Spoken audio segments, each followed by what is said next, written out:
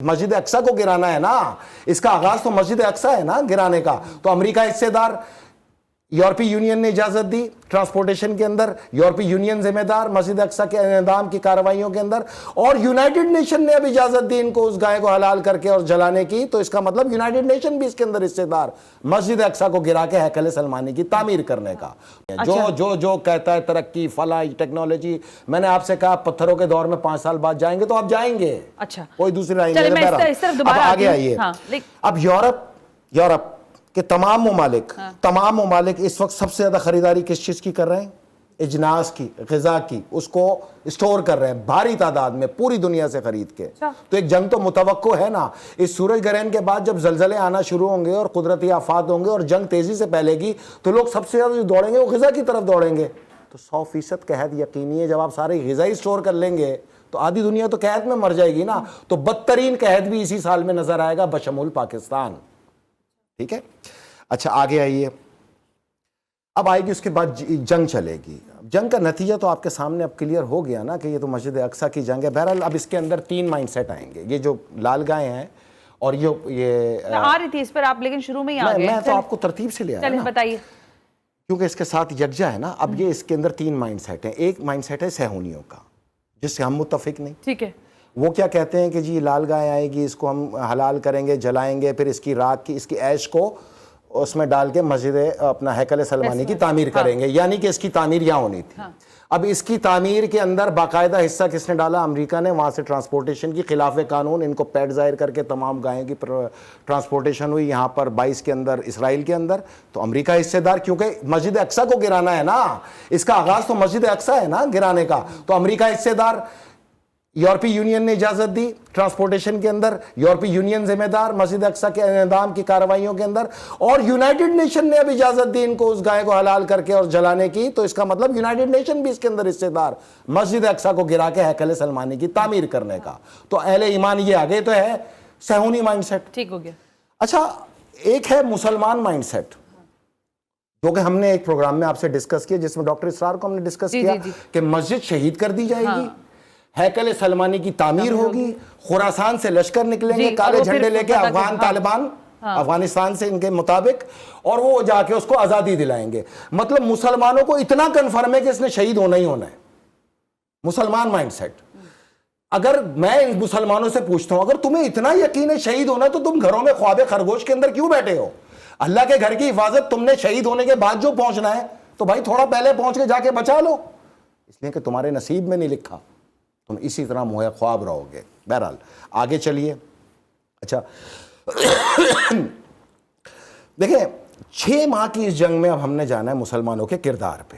جو میں اس طرف آتی ہوں، لیکن میرا بالکل شروع میں جو ایک سوال تھا اگر آپ اس پہ تھوڑا سا تبصرہ فرما دیں کہ ایران جس طرح سے اب بار بار دھمکیاں دینا اور یہ بار بار کہنا ہے کہ ہم سٹرائک کر دیں گے. پھر میں ابھی سن رہی تھی امریکی ترجمان کو، وہ یہ کہہ رہے ہیں کہ خدشہ ہے اس بات کا، یہ خبروں کی ہیڈ لائنز پہ لگی، آپ نے بھی دیکھا ہوگا یقیناً.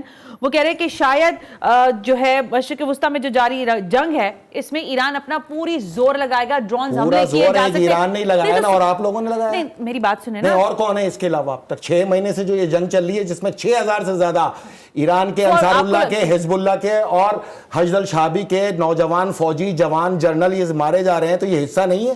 اچھا حصہ نہیں ہے. مطلب اور کوئی مسلمان اس لائق ہے کسی کو توفیق ہے کہ وہ جا کے یہ جنگ لڑے؟ اگر آپ لوگوں کے سہارے یہ جنگ ہوتی تو 35 سال پہلے یہ ہیکل سلمانی بن چکا ہوتا. کہیں تو کوئی سچ بولے نا، حقیقت بولے نا، یہ فرقہ وارانہ بک سے باہر آ کے بات کرے نا. اس وقت مجھے یہ بتائیں نا، میں 3 مائنڈ سیٹ بتا رہا ہوں آپ کو. اب مسلمانوں کا وہ کمپلیٹ ہوگا، اس کے بعد ایک اور تیسرا مائنڈ سیٹ آئے گا ہمارا مومنوں کا. وہ بتا دیں. وہ آگے آئیں گے نا، پہلے ترتیب سے آئیں گے. بتا دیا نا آپ نے، 2 تو ہو گئے نا. نہیں مسلمانوں کو تو چل رہا ہے. اچھا چلیں اب دیکھیں 6 ماہ کی جنگ کے اندر آپ مسلمانوں کا کردار دیکھیں. سب سے پہلے تو میں آپ کو بتاؤں، جب وہاں بچے بزرگ عورتیں مائیں بہنیں شہید کیے جا رہی تھی تو 11 اکتوبر 2023 کو جمعے میں BTS میوزیکل پروٹیسٹ ہوا حجاز مقدس میں. 23 اکتوبر 2023 کو اسپین کے میوزیکل گروپ نے پرفارم کیا حجاز المقدس میں. حجاز المقدس میں، اللہ کی سرزمین پہ. کوئی مسلمان ملا نہ بولا یہاں. ایک کسی سربراہ مملکت کے منہ پہ یہ تک نہیں آیا کہ خدا کی لعنت ہی بھیج دیں. نمبر 3، جب مسلمان شہید کیے جا رہے تھے غزہ کے اندر، اللہ کے گھر پہ حملے کیے جا رہے تھے، تو مسلمان 29 اکتوبر 2023 کو شاکرہ کا हिजाज उल मुकद्दस में बराना मुजरा देख रहे थे। 31 अक्टूबर 2023 को रक्सो सरूर से भरे महफिल रियाज सीजन आगाज सऊदी जनरल एंटरटेनमेंट अथॉरिटी के ज़ेर एहतमाम हिजाज उल मुकद्दस में मुनक्कद किया जा रहा था। 17 से 16 दिसंबर 2023 तक सैंड स्टॉर्म म्यूजिकल कंसर्ट, जिसमें पूरी दुनिया के मायानाज फनकार तशरीफ लाए। जब उधर अल्लाह के घर पे हमले चल रहे थे, मुसलमान यहाँ पे कॉन्सर्ट देख रहे थे। माह अक्टूबर में हिजाजी के अंदर 9 ट्रेड शो हुए। इस जंग की तरफ किसी की तवज्जो नहीं। अच्छा, इसी के साथ रेड सी फिल्म फेस्टिवल हुआ। जी, ये मुझे पता है, नहीं, जो आप पढ़ रहे पता हैं तो है। हाँ। डूब मरने का मुकाम है, अगर हाँ। पता है तो मैं... डूब के मर जाना चाहिए। उधर अल्लाह का घर जिसकी हुर्मत कुरान बता रहा है, उधर अल्लाह का घर जहां पे मुसलमान, वो मोमिनीन, माए बहने बच्चे कत्ल और ज़िबा किए जा रहे हैं, भूखे भी ऐसे मारे जा रहे हैं, और पता है तो फिर डूब के मरना चाहिए अगर ये पता है तो। हिजाज मुकद्दस है, वो भी मुकद्दस सरजमीन और ये भी मुकद्दस सरजमीन। उस मुकद्दस सरजमीन में मुसलमानों का कत्लेआम, इस मुकद्दस सरजमीन पे बराना रक्कासाओं के मुजरे। अच्छा तो इसका हल क्या है हमारे पास, हमने आगे क्या 24 जनवरी 2024 को सबसे बड़ा हमला हुआ था गजा के ऊपर। ये फिजाई हमला, जब वो गिजा फेंकी जा रही थी और वो गिजा हेलीकॉप्टरों से हमला किया गया। उस दिन हिजाजुल मुकद्दस सऊदी अरब में शराब खाने का इफ्तिदा किया जा रहा था, सरकारी शराब खाने का। 14 फरवरी 2024 को इंतहा पसंद हिंदू नरेंद्र मोदी अबू ज़हबी में मंदिर की इफ्तिदा कर रहा था।